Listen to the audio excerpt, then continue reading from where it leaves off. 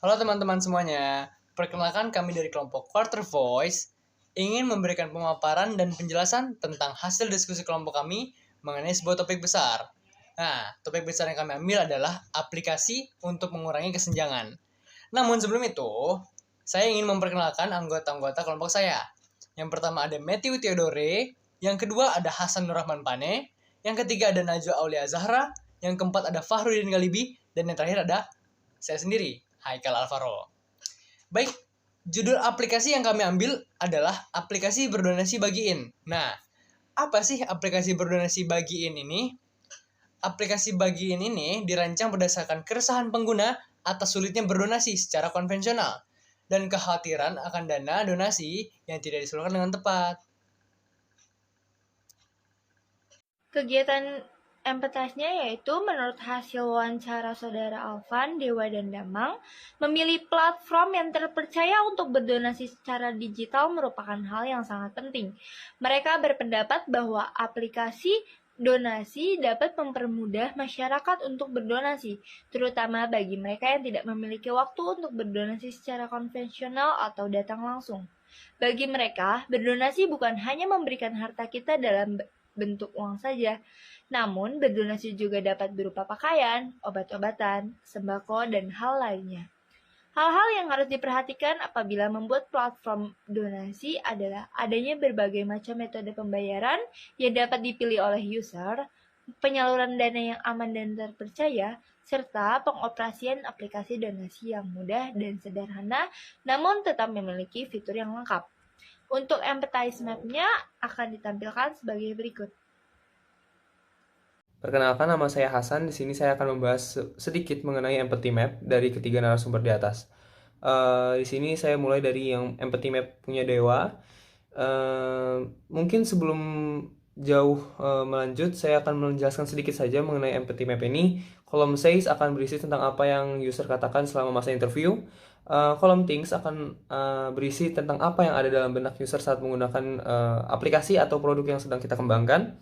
Untuk kolom dari does ini itu berisi apa yang user lakukan selama melakukan percobaan atau melakukan interview ini. Dan terakhir ada kolom feels, itu berisi mengenai apa yang user rasakan selama interview ini. Oke, kembali ke empathy map-nya Dewa. Di sini Dewa selama menggunakan atau selama mewawancara dia berkata kalau platform donasi sangat membantu untuk menjangkau banyak kalangan. Lalu ada lagi, dia berkata berdonasi secara konvensional menurutnya lebih terasa esensinya dibandingkan dengan berdonasi secara digital. Lalu Dewa juga berpikir bahwasannya memiliki ekspektasi bahwa dengan banyaknya kalangan yang terjangkau, semakin banyak membantu banyak orang. Oke, dan satu lagi, ia berpikiran bahwasannya donasi tidak selalu berbentuk uang. Bisa baju, mungkin obat-obatan juga ya. Lalu Dewa selama interview ini atau wawancara ini melakukan mencari fitur-fitur yang disediakan oleh aplikasi yang kita sedang kembangkan ini, dan dia juga mencari platform yang paling meyakinkan dan terpercaya reputasinya. Selama wawancara berlangsung, Dewa mengungkapkan bahwasannya ia merasa kurang percaya dengan platform donasi yang beredar dan merasa terkesan dengan apa yang kami kerjakan. Berikutnya saya akan membacakan tentang empathy map-nya saudara Damang. Ia berkata selama interview ini lebih baik aplikasi yang sedikit fitur dan mudah digunakan. Ia juga berkata kurangnya sosialisasi atau berita terkait donasi. Ia juga berpikir selama melakukan wawancara ini ialah budaya Indonesia tidak terlalu mengutamakan donasi, dan berdonasi merupakan sesuatu yang harus dibiasakan sejak dini.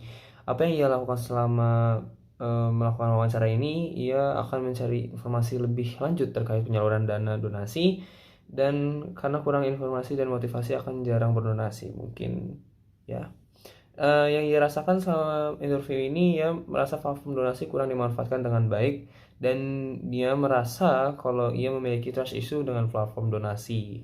Mungkin saya akan membacakan empathy map dari saudara Alvan. Selama interview ia mengatakan bahwasannya aplikasi ini seru dan asik untuk digunakan, dan ia juga mengatakan bahwasannya desainnya juga sudah cukup bagus dan dia mengungkapkan atau dia berkata juga metode yang ada pada aplikasi ini juga sudah cukup bagus. Dia berpikiran selama lalu Alvan ini juga berpikiran bahwasannya mungkin bagus jikalau aplikasi ini warnanya diubah. Apa yang ia lakukan selama interview ini berlangsung, ia mencoba keseluruhan fitur yang ada pada aplikasi atau prototipe bagian ini. Apa yang dia rasakan selama interview ini, dia merasa senang melakukannya karena mungkin ini menjadi hal yang baru bagi dia. Mungkin cukup sekian dari saya. Terima kasih. Setelah teman saya menjelaskan tahapan empathize, saya akan menjelaskan tahapan selanjutnya yaitu define. Pada tahapan ini akan dibagi menjadi 2 pembahasan utama. Yang pertama adalah POV atau problem statement, dan yang kedua adalah how might we yang dihasilkan dari jawaban dan juga respon teman-teman yang sudah diwawancara. Di sini ada salah satu responden yaitu Dewa. Di sini Dewa suka berdonasi, tetapi ia selalu meragukan integritas dari platform donasi yang ada. Rasa ragunya disebabkan karena tidak adanya informasi lebih lanjut setelah ia mendonasikan uangnya. Dewa merasa bahwa pengguna harus menerima informasi lebih lanjut dan terus-menerus sehingga platform donasi dapat terlihat lebih transparan. Kemudian dapat melakukan tracking atau follow up dari uang hasil proyek donasi dan juga mengetahui informasi yang jelas dan terpercaya akan penerima donasi serta rasa aman. Itu merupakan point of view atau problem statement yang kami buat berdasarkan jawaban dari Dewa.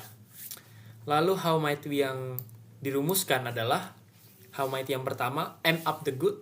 How might we memanfaatkan rasa ragu pengguna menjadi alasan untuk berdonasi lagi.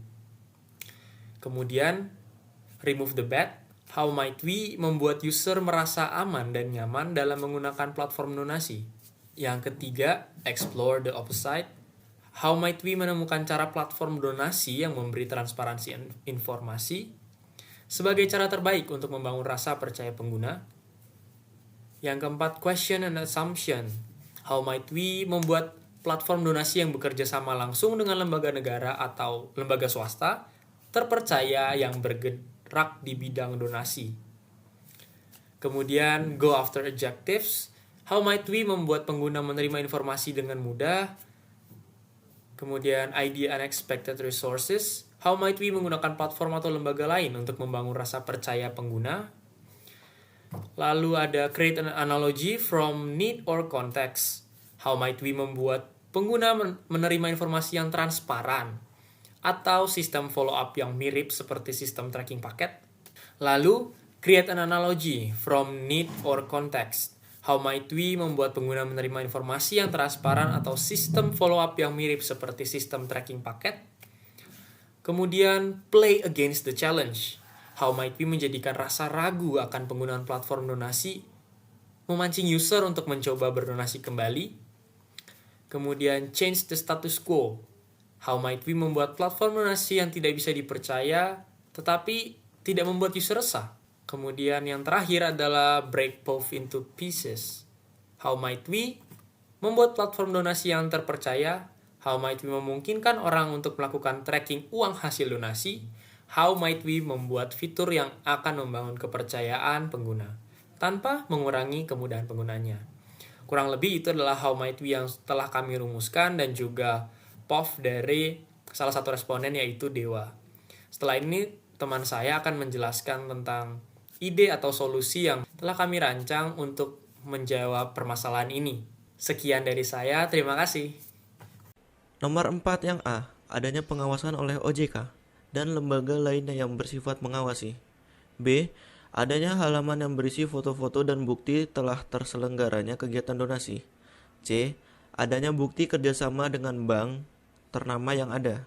D. Tersedianya fitur live tracking donasi seperti pada aplikasi jasa pengiriman. Yang E. Adanya fitur riwayat kapan, di mana, dan kepada siapa pada user. Yang E, adanya fitur riwayat kapan, di mana, dan kepada siapa para user berdonasi. Terima kasih.